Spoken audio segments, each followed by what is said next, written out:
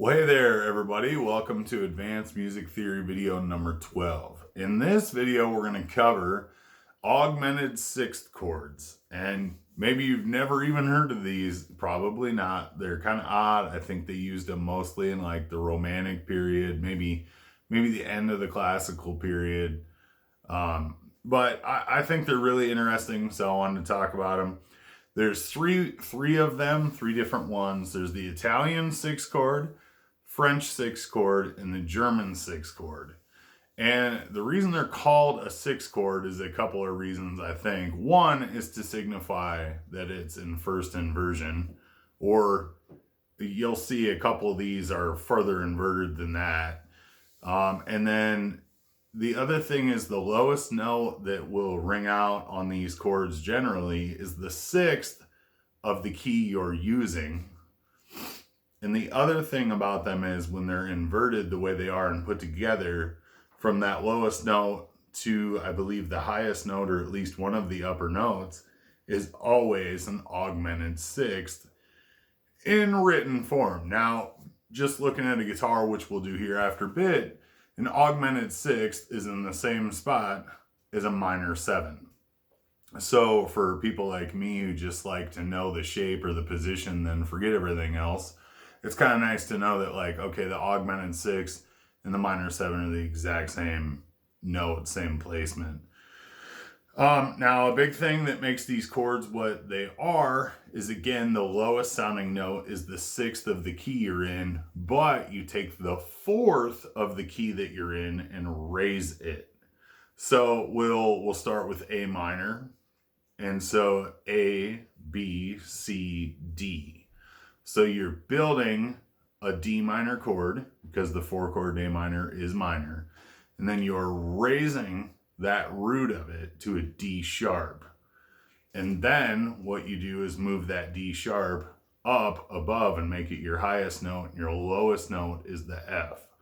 So then you've got F, A, D sharp. Well, F to D sharp is a minor seventh or augmented sixth. When you say F to D sharp, it's an augmented sixth. If you were to say F to E flat, it's a minor seven. So that's the difference when you're looking at written music, is an augmented sixth is going to be written different than a minor seventh, but they're the exact same note. Makes sense. So anyhow, now we have this chart. I'm terrible at getting it to where you can read these charts good on here, I know. I always get the light in it, and it's now, so you can see augmented sixth chord. I wrote notes on there about your raised in the fourth and all that stuff, so you can kind of see, what's going on.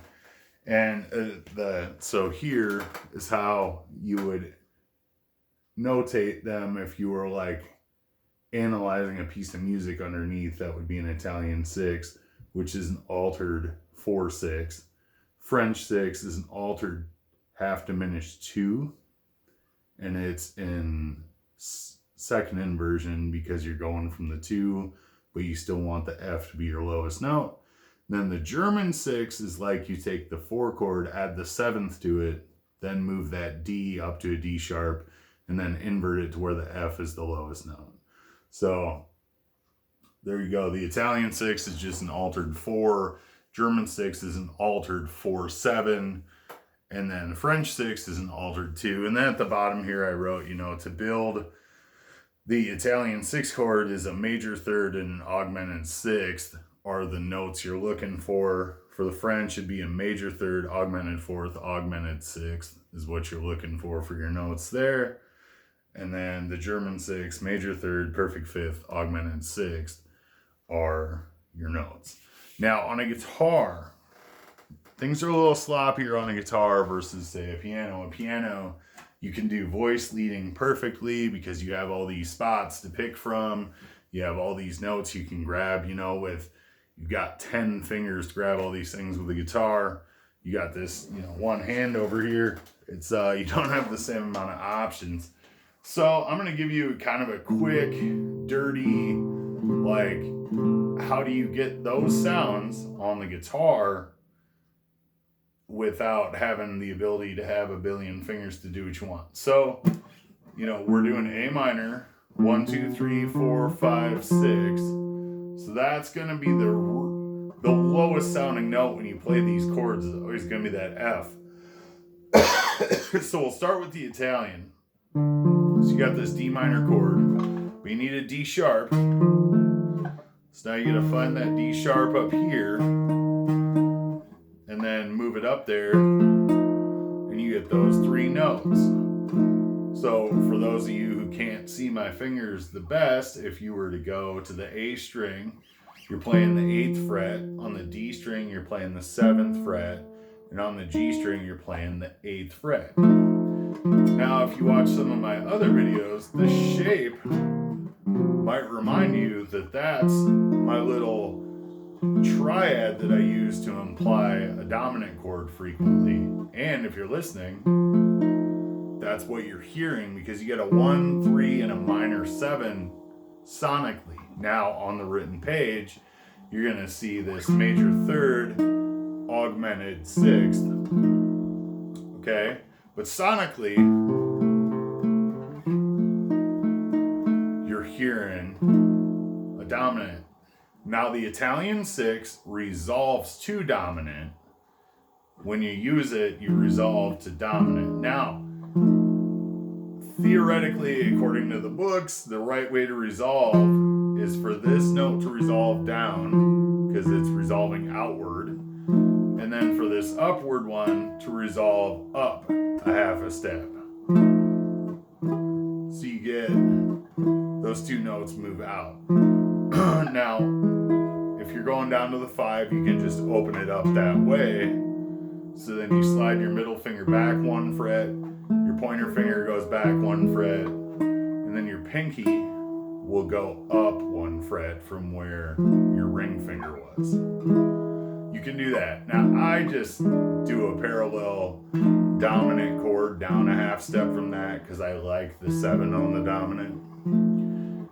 But if you find out different ways to finger it to where you can have it resolve outward but still get all the notes in there, feel free to do that. So here's kind of what you would get if you were throwing in like a 1 chord to the Italian 6 to the 5 back to the 1. You'd get kind of this sound.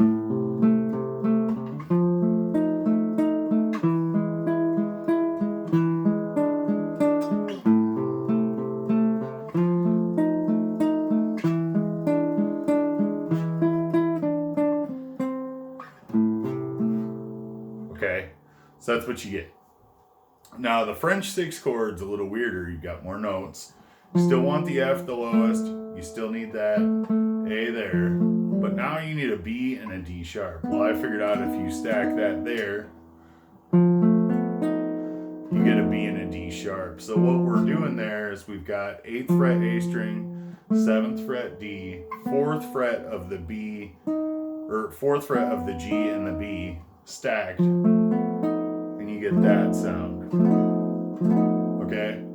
And this one also resolves through 5.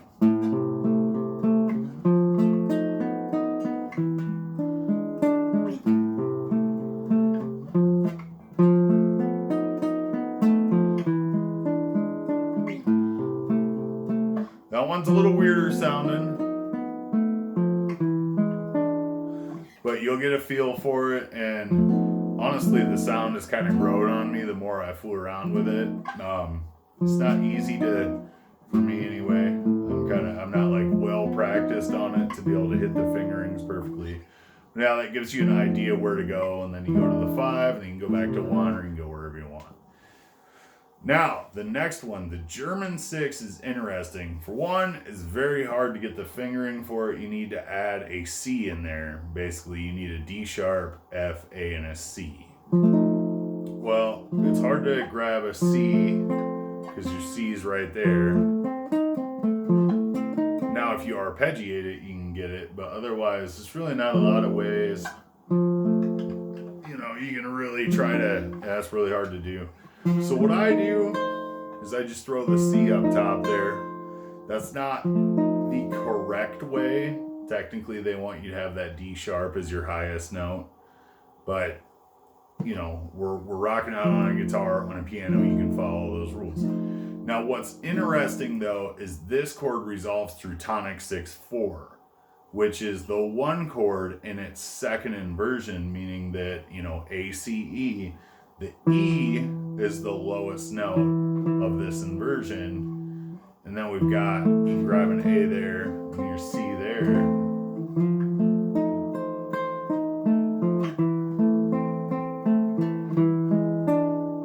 And then you can go tonic 6/4, 5 to tonic tonic.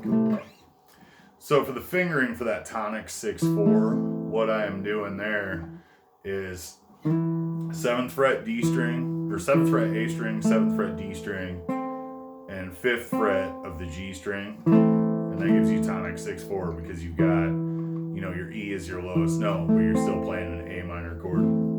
And then for the German 6, it's the 3 notes of your Italian 6. And then on the high E string, you're adding the 8th fret, which is a C, to get that sound to tonic 6/4, so you can kind of get a thing like this.